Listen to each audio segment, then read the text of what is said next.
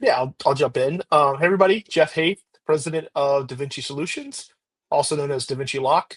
My background is in self-storage, where I've spent 10 plus years in operations in the REIT land before shifting gears and moving over to the product space. So now my focus is on bringing automation to operators and owners. Mason? Hey Geoff, Christy, thanks for having me join today. Mason Levy, co-founder, CEO of Swivl. We're an AI platform for the self-storage industry. You can think about us helping you guys automate all the touch points that you might have with a customer or potential customer in multiple channels. So contact center, reputation management, review solicitation, et cetera. And so excited to be here and nerd out a little bit about AI and automation today. Yeah, and others probably know this, but an automated error, I wasn't sure exactly what the reference was, but I found out along the way that this evidently is like a Taylor Swift thing. And so Christy, who's put this together for us, she's a big Swiftie. So if you're a Swiftie fan or you have loved ones that are, this is for you too. And so the theme for today is mostly around automation, but knowing Mason and I think we're going to touch on anything and everything we can in the proc space.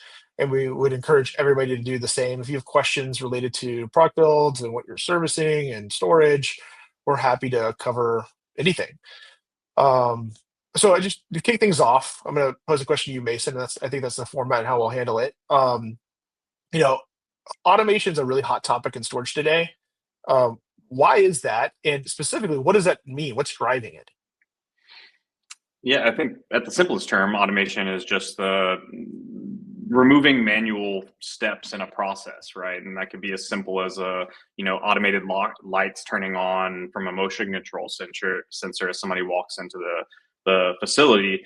In self storage, really automation plays this kind of melding of an integration of software, some type of connected hardware with AI systems to reduce, manual intervention across the customer and operations life cycle. And so, that's the kind of base term of it. Automation gets defined in so many different ways. Most of the time today, people bucket automation as just AI. And so, we can sit here and dive into all the different types of AI, et cetera. But it's a really exciting time right now because there's a lot of really cool technology coming to market, a lot of tools that, people like myself and you, Geoff, have in our tool belt that allows for us to ultimately just create efficiencies for operators. That's the goal of automation. Agreed. Yeah, I couldn't agree more. I feel like a lot of these words have been buzzwords in the past, and in the last 4 to 5 years, they've really ramped up like the practical impact on how we run stores, our businesses, and people. On the slide there, it shows like growing demand for efficiency is a driver, and then also customer expectations for convenience. And I'm probably gonna like sound a little bit like a parrot in this conversation, but my focus is really on the second part of that, and I think everything else is kind of derives from that, which is just obsession with the customer journey, the satisfaction experience. And so I think by doing that, you end up in a place where you gain efficiencies and revenue across the board. So I think operators are seeing the net benefits of self-service and automation in other industries, and it's doing very simple math. If we can use technology to increase satisfaction while reducing expenses, why wouldn't we do it? Um, Chris, if you don't mind going to the next slide. So I guess one of the first things that people will kind of gravitate to is, and this was especially popular like kind of post-COVID, as a lot of these newer technologies came into place and we had online rentals and so forth, was this idea of like unmanned. Everything's got to go unmanned. And while I am a fan of getting being as efficient as possible, there's also been, I think, a little bit of a drawback on that, just saying like it's not just about unmanned. The problem should be it's not how do we get to unmanned. The problem should be focused on I want to create the best customer experience. So my question to you, Mason, is like what like single favorite example of where automation has been introduced is augmenting or empowering staff instead of just flat out replacing them. Yeah, I mean, first of all, like I think you're like spot on from a like automation being this buzz term, and it feels like product marketing or marketing in general is pretty cyclical, and so like things kind of come in cycles. And to drive another point home, I think all of these things, I use the phrase like you got to put the customer at the center of your universe, right? And sometimes that customer is the operator or like a store manager, and when you're thinking about these things, it's not just the shiny thing that is the goal. It's the end outcome that's the goal, and so like the question of like where is this enhancing, where does this augment? I think it's like some simple things that your store manager, and this I was going to say pre-COVID, but like it's probably handling, or your contact center is handling today, and that's how do we make sure that payments is so easy for somebody and they don't need to talk to somebody, right? Like we don't need to get on the phone and talk to a human to do that. Like I just want a really easy way to make a payment, whether that is a pay by phone number, or some type of an interface that allows for me to use my bio authentication methods on my phone. Another one's very probably close, near and dear to the DaVinci heart, is like gate access and access control. Like these are things that should be really easy and enhance the system. When we think about augmentation, I think we're really in a stage where augmentation is like really where all this stuff is. I mean, I don't know that there's a day that goes by that I'm not using ChatGPT to augment me, right? Like in for probably a decade, even Google Documents, did predictive words, right, which was using GPTs. Google invented them in 2017 and was doing, the next phrase in the sentence, or I'm in my email today and it's trying to pre-write the sentence, or maybe it's auto drafted an entire reply and I'm editing that. Like all those things are enhancements. And so I think we're in a really, really awesome spot where, maybe it's the augmentation is like, hey, well, now we can watch every single camera at every single facility and be presented the cameras that are showing activity that is abnormal, right? Like I think that's a really amazing augmentation of your staff, right? You're not going to have somebody, the AI probably call the police, I would imagine, but you're going to augment and somebody's going to have that decision making power. And then the contact center, a very similar solution might be that somebody is being augmented by like having proactive coaching coming through, right? Like while I'm on the phone call, I'm getting told that, I should use the word only as I'm giving out the price. So instead of just saying, hey, this is $109 for your 10 by 10, I'm being proactively coached to say, hey, this unit is only $109, right? Maybe that sounds a little bit more exclusive and rewarding to the customer, and that's what I want to coach them by. So I think there's a lot of really good examples around how technology today can augment staff, and ultimately that's what automation does. It's not about replacing them; it's about allowing them to do more valuable, things day to day. That's awesome. Chris, you're the governor, so if we go way off the rails, let us know. But Mizzy, you mentioned something there that was really interesting Yeah, to me. You mentioned like yeah. proactive coaching, like in the moment. Is that something you guys have built? Yeah, we have built it. We've been in the market with something called Agent Assist since I think like February of 24, and then we're continually doing that. And so like actually like within the platform, when you're having the human to human conversation via texting right now, it's actually saying things like that are based off of like an operator's policy, right, or their guidelines or SOPs or whatever that field manual might be called. So like, hey, a really simple example is, a pretty traditional contact center. If a call center agent answers the phone and they realize that this is somebody that's a high purchase intent customer, they might go through a list where they say, hey, is this your first time storing? Right. I just want to understand Geoff's, level of expertise with the product that we're selling them. And, this gives me an idea of like how much detail I need to go to into the self-storage process in general. And so those things are being proactive, and, we're adding that into the contact center. So the voice side of things where, while you're on a call, and here's again an augmentation, right? While you're on a call, if me and Geoff are talking, maybe I'm the contact center agent, Jeff's the customer. If you are talking about a 10 by 10, I'm actually seeing all my active inventory without having to push any buttons as a 10 by 10. So it's just sitting there giving me this automated, interface on the right panel where I can see, okay, well, I've got, 5 10 by 10 units. They're priced slightly different because one of them's on the third floor, one's on the first floor, et cetera. Yeah, that's fascinating to me. I think it's a great example of the augmentation that we're looking for, and how it's not as simple as like, hey, we're just going to see efficiencies and staffing reductions across the board. It's really about how can I lean in and be as effective as possible in servicing the customer. And kind of goes back to my earlier point of like, I think if your starting point is how do I make the customer experience as good as it can be, everything else will kind of solve itself along the way, whether it's their staffing model, how you run your store, or how you drive revenue. And that's something that we've really been focused on our side is how do we take these really good customers experiences where we've automated and empowered customers and allow that to also help you drive revenue. I mean, What are another as far as another you, example you around go ahead. augmentation and driving revenue to hit that home, Geoff, is like from an abandoned cart workflow, right? You've spent all this time and money, driving somebody to your website or making sure that you've got nice billboards and they start to shop and maybe they weren't ready to purchase or their 3-year-old started crying and so they forgot what was happening. I mean, I'm sure Geoff, you go shop all the time or you're going through stuff. Like it's probably every other week that I get added to like some call queue list and I'm getting so many calls and they're manual phone calls from a team. It's like, well, like, why can't we augment that, right? Like, let's let a system, like an automated system, we don't even have to use the term AI, do the outbound dial.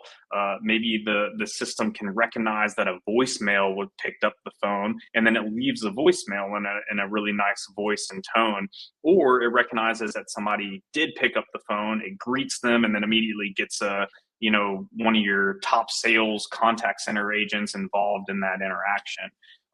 That's a really nice way for automation to help drive revenue, and that's just one example. Yeah, I personally, I recently bought a car, and my favorite part of the experience was I didn't talk to a person.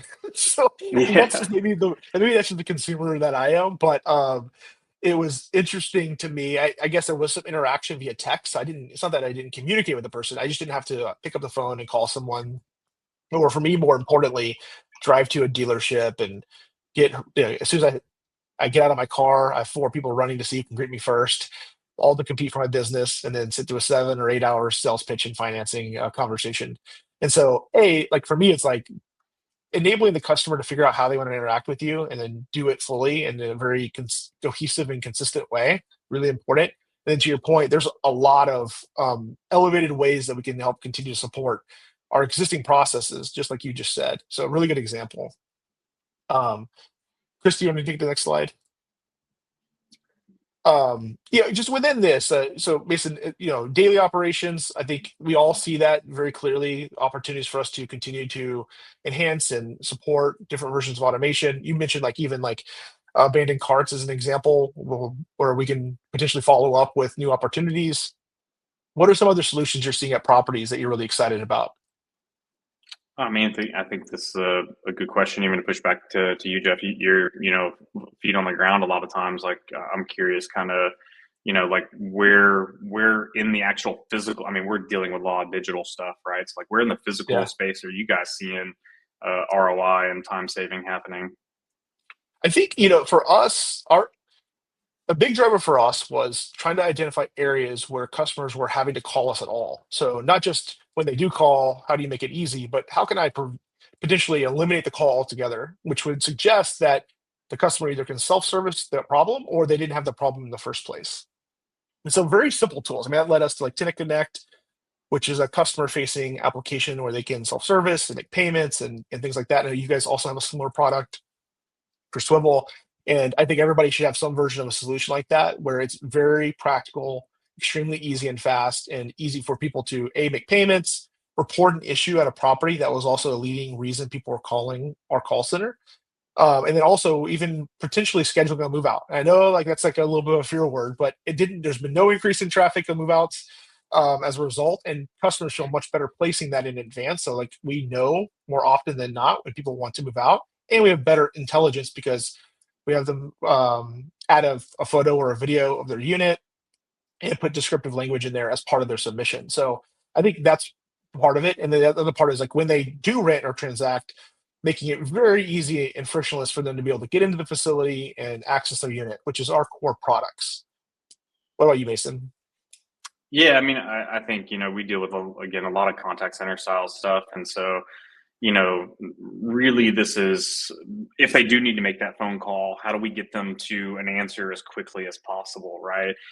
It could be that somebody, one of the examples I give is like, they're on their way to the facility and they want to make sure that there's dollies available for them, or, maybe they need boxes and, different moving supplies, et cetera. Like, how do we get them that information as quickly as we possibly can? Access hours, office hours, is somebody going to be there? These are just things that are really super simple. And then on the sales side of things, making sure that we're helping get somebody into the right unit, right? Because what we don't want is if you get them into the wrong unit, now we've got to now transfer units. We probably do have to have, somebody come in and do some manual process to move somebody around. Maybe we've got to issue a refund. There's a lot of things if we're getting them into the wrong size unit, et cetera. I think there's tons of different examples, but ultimately it's staff time. And again, to hit home the point that you've kind of made since the very beginning of today's webinar, is just like, this is really about just creating an experience that is super easy for an end customer, right? I think Yeah. in self-storage, we use the D's as like the reasons that people typically rent. I think they're both negative and positive, but most of the time it's some life event, right? Like Mason's moving to a new city for an experience, or I need to be able to put my camping gear in storage because I don't really own a place that has a closet for that stuff, and I'm going in and grabbing it because I'm going on a really awesome backpacking trip. Like, how do we make it that as a seamless experience as possible? Because it ultimately is just a utility that somebody is using, storing valuables, something that means something to them. And so it's really just about meeting that person. Yeah, that sounded like an example where you might have some real life experience. The extra pack, the travel adventure gear in a storage unit. Both of those are real life examples. I mean, I've crossed state Yeah. lines. Personally, I think I'm on my 10th state that I've lived in like 8 years. And so I'm really big. I mean, today, right this second, I have 3 storage units that have basically my entire home in it. I'm renting a fully furnished place for a couple months as I kind of land on my feet. And then even, when I do have a place, I'm not always, but sometimes don't have the room for all the camping gear that I have. And so I need a storage facility. And, during the spring and throughout the summer and early parts of fall, when I go to a trip, I've got to go and visit that unit, grab my stuff. I need to bring it back, clean it, and put it back in the unit, et cetera. And so just making sure that process is easy. Remembering a gate code sometimes is hard. With 3 storage units, I forget which actual units are mine. So sometimes I have to ask which units are mine, et cetera. So and we defined the automation a bit and talked about some of I think the advantages, the returns. I think the next thing that people ask, I think there's 2 of this, like, and I'll get to the second one in a minute. But the next one is like, what should people be wary of? They're thinking about automating. They're looking at bringing in more efficiency and hopefully elevate their customer experience. They're trying to figure out which product do I start with before they think about cost and how to implement specifically. What should they be wary of in making that decision, and which products should they look at? Yeah, I mean, I think one, like understanding what you're buying, right, and becoming educated, right.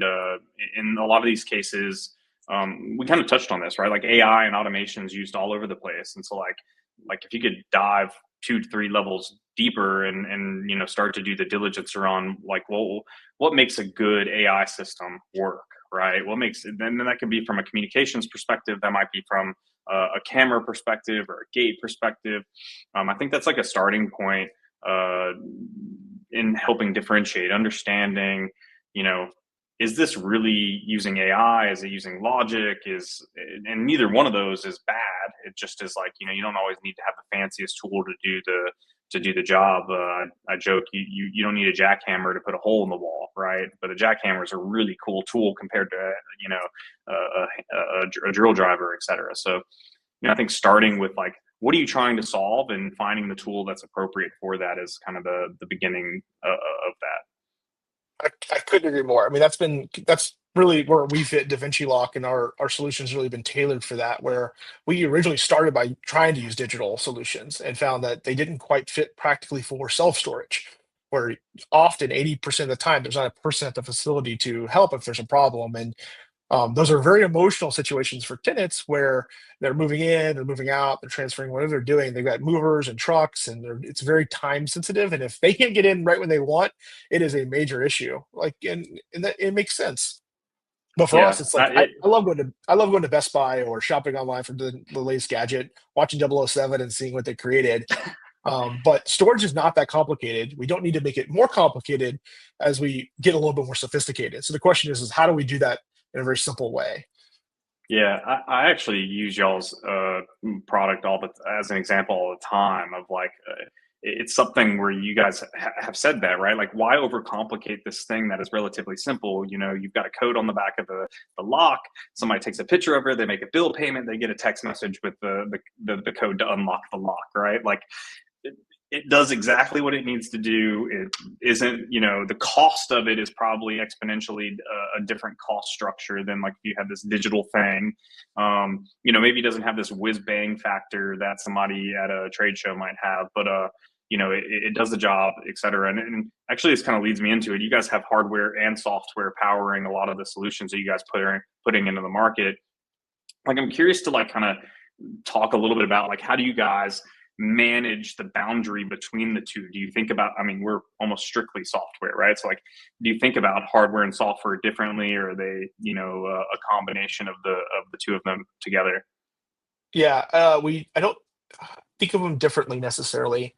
I think they're both equally important. Mechanically, the degree of like the failure rate has to be extremely low because you're investing in hardware that can't change on the mechanical side of our business. So with locks or gate access, once you're invested in the product, it's very hard to retrofit that. As opposed to software, when it breaks, it's time sensitive, and usually the failure, the people impacted by it are much larger, but you can also fix it hopefully quickly. Knock on wood. but so for us, I think it's understanding like how important it is to get it right on the hardware side, and we've experienced these challenges on both sides. I mean, that's what you're gonna in business you're gonna face. Whether it's like inventing a new type of lock that helps us solve a different type of problem at a facility. Right now, like we're working really hard to finish our final first version of the cylinder lock solution to accommodate cylinder hasps. So that's one example, but we have to really take our time. And with software, I think that there's a certain degree of complexity, and I think that's really important. Kind of going back to my other question of like, how do you figure out where to start, what to avoid, and like software, building software the right way is not easy work. You need a good No, it's team. super hard. You need serious capital to invest in the teams that are not only going to build it at the beginning, but continue to support it. And it gets complex fast when you talk integrations, being able to support multiple different products directly with facility management software platforms and also other vendors. And so you need to make sure you're working with a group that understands product life builds, the cycles, and has that institutional knowledge. Would you? Sorry, I didn't have a question in there for you, Mason, but like, does that resonate with you too? Yeah, I mean, totally. You touched on a number of things, and I think Connor popped in and asked a question about like what happens if automation fails, and I think that's a question that probably both of us can kind of go over to. I think having some type of a fallback, situation is exactly what's needed, right? So like, I'm sure both Geoff and I can talk about different fallback options, like specifically for a contact center, like that's powered by AI, right? The automation is in the AI agent, and the fallback is actually what we would consider an escalation, right? Like we're escalating up to a human to complete the task. And now, an escalation doesn't mean that something failed necessarily. That could be that the operator made the decision to escalate. It could be that the customer made the decision to escalate, or it could be that the AI was told, "Hey, my rule set tells me that in this situation I need to escalate." And so having some other way to get there. Uh, well, what happens if the phone system is down? Well, like maybe we can now text message now, or do we have multiple methods of communication in that? And so I think there has to be multiple ways to do it. How do you guys think about kind of failure modes and edge cases in No, the world you guys live in? yeah, same thing. I mean, I think that that's the reason we exist is because it's the combination of what you said earlier, which is like the practical um, success rate you see with mechanical solutions, specifically when you're talking about supporting 500 plus units at a facility, and the type of dependency you have on it working all the time. So that's where mechanical really works. Um, and so we start there, and then we offer different levels of redundancy. Like one of the chief challenges we would have is text messaging works 96% of the time. But you have 3 to 4% of customers that are just opted out for one reason or another. They're not going to receive that text. Could be their network, could be a setting they set, whatever. Could be where they're at when they received it, didn't come through. And so for us, it's like introducing other levels of ways for them to self-serve or self-retrieve the access code to their unit. So we offer a QR code unlocks where you can just scan on a QR code and it'll automatically see a pop-up if you can enter your browser. It'll pop up with the unlock code. We also empower call center agents where they've got a specific role, and so if someone can't get into their unit, they can push a button and it automatically pushes the unlock code to the tenant. We have Tenant Connect where they can actually scan a QR code, brings up their self-service platform. They can view their unlock code there. So all these things are efforts that we've made to get as close to 99.999% as possible. 4 to 5 nines, that's our goal. We're not quite there yet, but we're working every day to get there.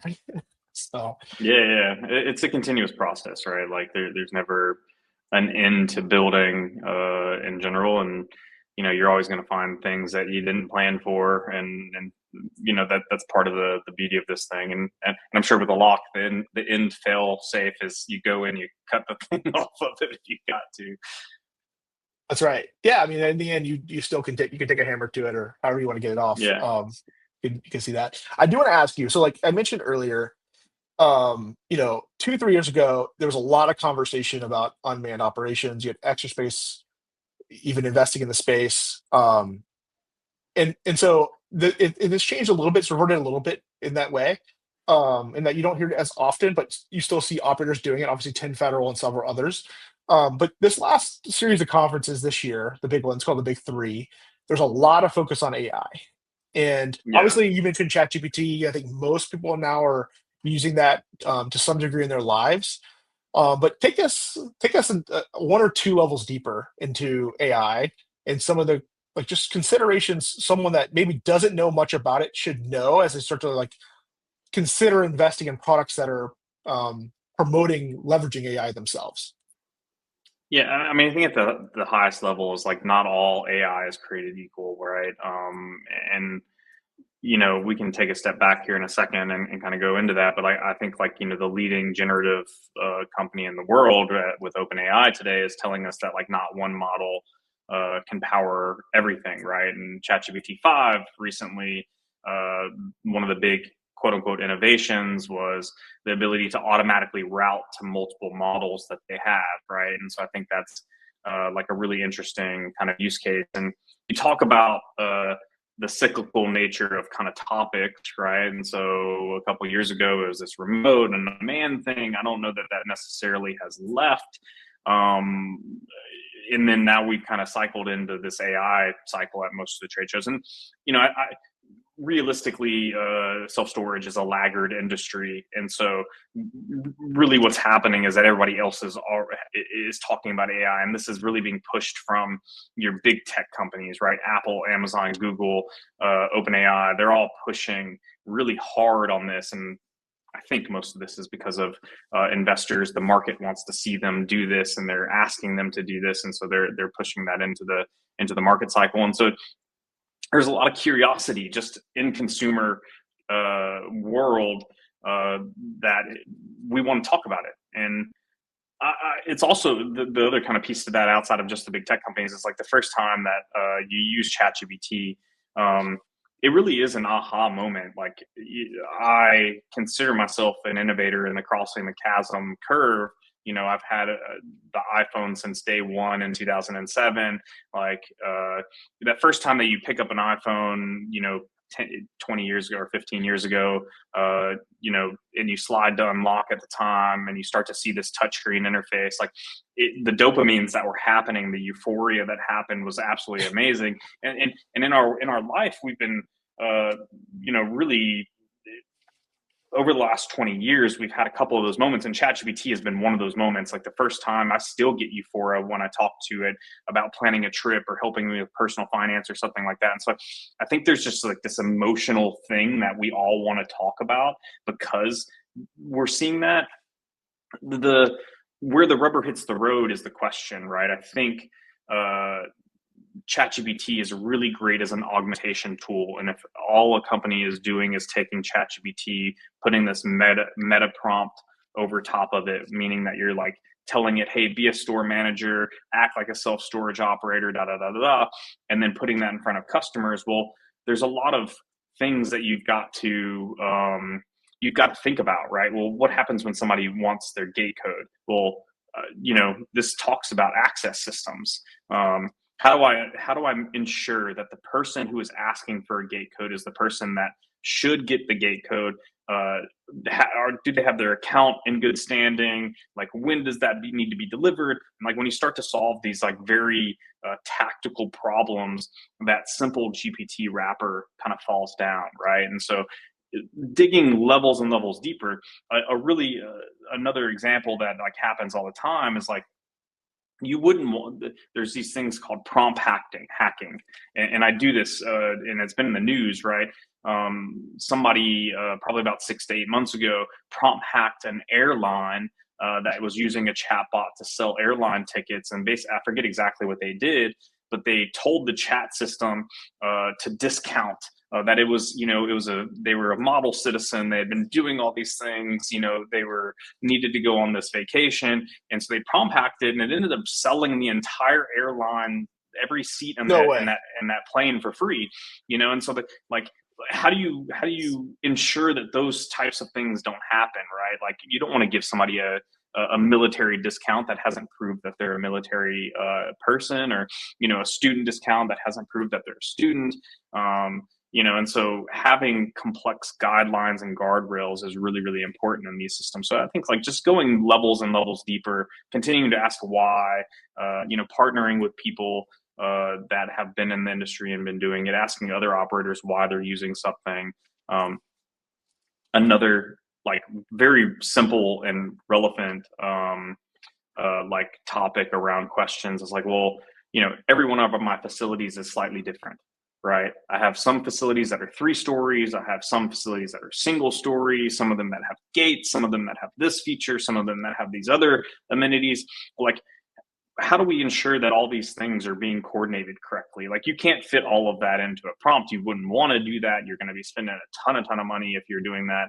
And so like, what's the ecosystem that's built up around it to ensure that, again, you're providing the right answer about the right unit around the right location, and then the escalation process is there. How do I get a human involved when necessary? Me as an operator or as a software vendor, we do have operators that are human first during business hours, 9 to 5, Monday through Friday.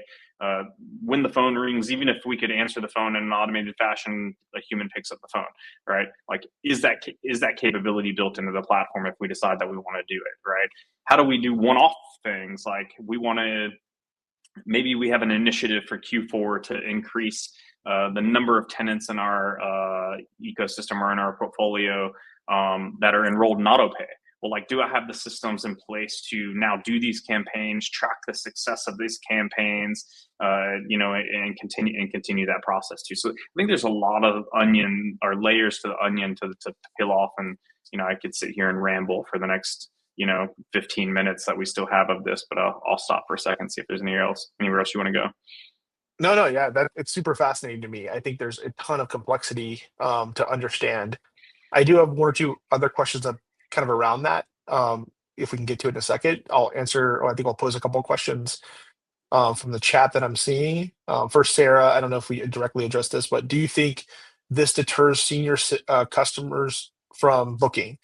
And I'll just speak to the DaVinci side.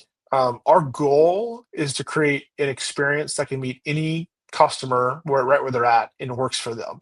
That's the goal. It's not easy. And so like one of the questions I asked earlier, Mason, was like, what are you thinking of? What are the things to consider before investing heavily in automation? Is like, you need to know your customers. You need to know your customer base. You can build it so it works for everybody. I'll use an example. We have our GOAT product, which is a gate access control product. Our primary way for people to access the facility with that product is by scanning a QR code on a sign at a gate, and it opens the gate automatically within 4 to 5 seconds. But we needed alternative options for people that are less familiar with QR codes. For as much as COVID taught us how to use QR codes, there's still some segment of customers that aren't comfortable with that or don't have a smartphone, depending on the facility. And so like that's where we have text to open. And believe it or not, my grandmother, she's 97. She's texting me from here like every once in a while, and sometimes things go a little wire, but for the most part, she understands it. And so that's been our kind of medium for people or facilities where you need to accommodate different demographics. And then go Yeah, ahead, I Jason. We can can say just something. really quick. I mean, I think, we don't give the senior customers enough credit for for what they're able to do, and I think having that, we talked about like having other avenues for doing similar actions, right? Like, eh, unless this is a completely unmanned facility, but even in an unmanned facility, I'm sure there's going to be a kiosk with a screen that allows them to tap on it. There's going to be options for people to go and shop the way that they want to shop, right? The last thing that I'll say is like the number one phrase in our system across every demographic is thank you, meaning that we're solving a problem for somebody, or we're helping somebody get to the thing that they're trying to get to. And I don't know that they care, right? If you're picking up the phone and they're asking for a size recommendation, you give them a size recommendation, appropriately, get them to the unit. I don't care. I don't think most people care. Now, you do want to give them the option to say, hey, can I talk to a human? Escalate to a human, right? Different avenues for all these people, put that customer at the center of the universe. So if they want to talk to somebody, they can. Agreed. Yeah. The right. I missed one of the questions, so sorry about that. Right above Sarah's, Jill's. I'll let you start on this one, Mason. What's a realistic budget to start automating a facility? I mean, my question is, what are you trying to automate, right? Would be kind of the thing that I'd push back to answer this question. But like the answer is zero, right? Like you can access the internet and start doing automations today. ChatGPT has a free plan, right? So you can start doing something with that. Our software system for a single location operator starts at $50. I'm sure DaVinci starts pretty low per lock as well, and then you kind of go from there. And so I don't think you have to sit here and have this humongous budget to start right now. There's upgrade paths and more features that you can unlock, and more automation that you can always do. It's a never-ending journey, but I think the starting point is zero. It's just really the question I'd pose back is like, well, what are you trying to automate specifically? Yeah, I agree. I mean, What it's problem? What depends problem on. are you having? Yep, it depends on what you're focused on. In my mind, it's part of the evaluation is what does success look like? If you use this tool, what results are you hoping to get? And just make sure that you understand what that timeline looks like and how much money it's going to take to get there if it does work well. And I would assume most of the things that you're investing in also have some sort of return on investment on the financial side too. And so just consider that is that there might be some give and take there. But also, as you think Yep. about partnering with different vendors, most of us are very open to looking at like trialing the product and just demonstrating the product market fit and the fit for your operation specifically before you have to overly invest in the product. So just something to consider. Christy, do we have any other questions that you wanted to jump to? I think we're at the Q&A before being at the slide. Sorry for that. No worries. Here is their emails as well. Put that on the screen. But there was a few more. There was one about what happens if a person's phone is cut off for any reason, or they're not able to scan that QR code. Yeah, so for DaVinci specifically, that would be a challenge. So if you don't have your phone and you don't know your code, that's a problem. You'd have to find a payphone or something to get a hold of somebody at the facility to get you in. Just as you know, if you have your phone, you can use a digital code also to access the gate. It's not just the one-time password that we use. That's one way to authenticate. But you do need your phone, and if someone else is on the account, they can also access the unit or the facility for you as well. As far as the code being available to the tenant to unlock, because it's a mechanical lock, the codes don't change unless an operator were to go in and try to change them. So the code would still be available to them, assuming that's their lock on their unit, for as long as that's the lock on their unit. Great. So I think that's all the questions in the chat that we have. If anybody has any other questions, feel free to reach out to me, Geoff, or Mason, and we'll be sure to get those answered. But it was a great conversation. Mason, I feel like we've now earned the shirts, the AI, I'm not afraid of AI shirts. Nice. We normally have a couple of extras at the booths during the trade show. So if you guys see us, I know we'll be at Texas in a couple of weeks. Come and say hello, and maybe we'll have a few of them there. Yeah, definitely. We'll be at Texas as well, so we are excited to see everybody if you're going to be there. And I will be sure to send out this webinar recording as well to you guys today. But thank you so much for joining. Thanks, Mason and Geoff. Thank you, everybody. Thank you, guys.